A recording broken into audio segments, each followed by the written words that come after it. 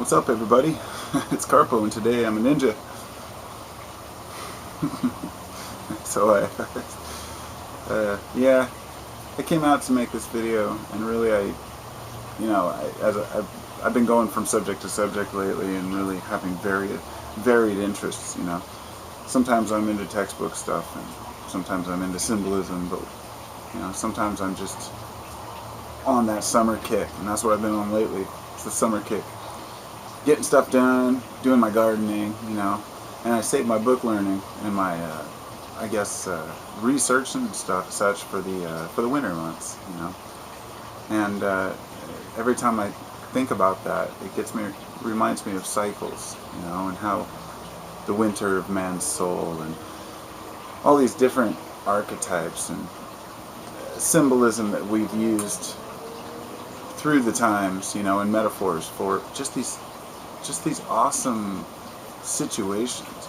I guess archetypes is the only real word I can use to describe what I'm talking about, but they're these repeating archetypes that happen in the macro and the micro world, and they're observable and repeatable and just amazing.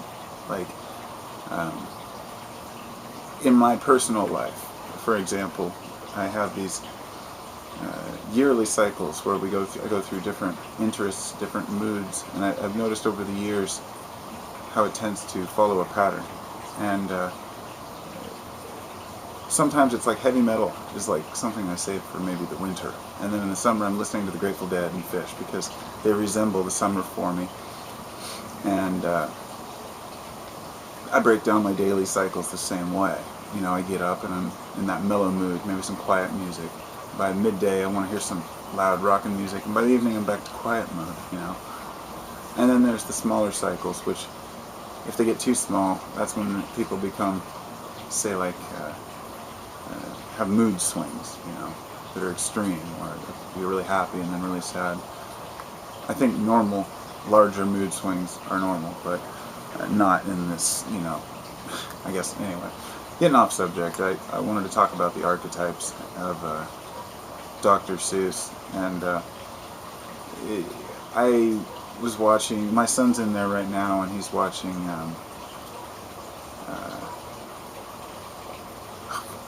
can't remember the name of it. It's the one about the Thneeds and Thneedville, okay, in the story, it'll come to mind. The story is, the Lorax, sorry. The Lorax is the creature that is the spirit of the woods, if you will. And when he begins chopping down trees to make these Thneeds, which are this clothing, these Thneeds, which everyone needs,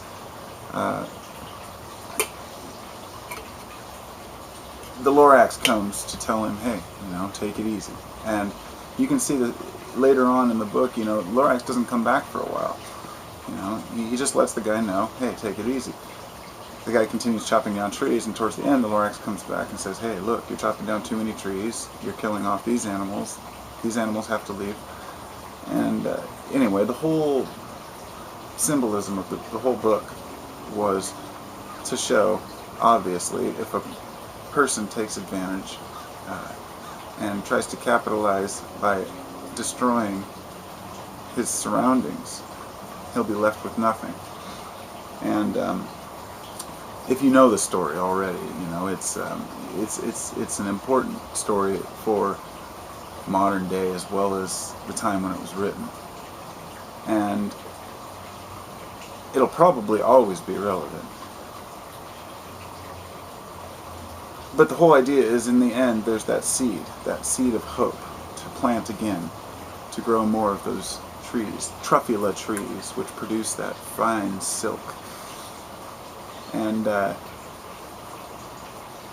we find beautiful things and destroy them. And, when it's put into a child's story, the kid will read it and just not get it at first, but that symbolism, that archetype sinks in. And we'll see these things repeated throughout movies and stories throughout our lifetime, but sometimes they're really blunt. Besides the symbolism behind that one, which if you haven't seen the movie, you should check that out too, because it takes it a little further, but Thneedville, becomes basically the product they have plastic trees and stuff like that, and they've, you know, the kid says, I want to see a real tree, and the mother asks, why do you want that dirty thing? You know, we have plastic trees. We have the latest model, which has all the seasons, and she flips through it with her little remote. You know, it's all, everything's lit up and runs on batteries, and it's very strong in the symbolism of today's society. And so the second one, and the one that I think really ties in, is The Sneetches. And that's a great story. You can't really make a movie about it because it's just such a simple idea. So the story of the Sneetches goes that there's this island, and the Sneetches live on the island. There's two different types of Sneetches. The ones that have stars upon theirs, as far as their chest, and the ones that don't have stars upon theirs. They have no stars. So the ones with the stars, obviously, are the elite, you know, the ones who separate themselves, think that they're better. They never get to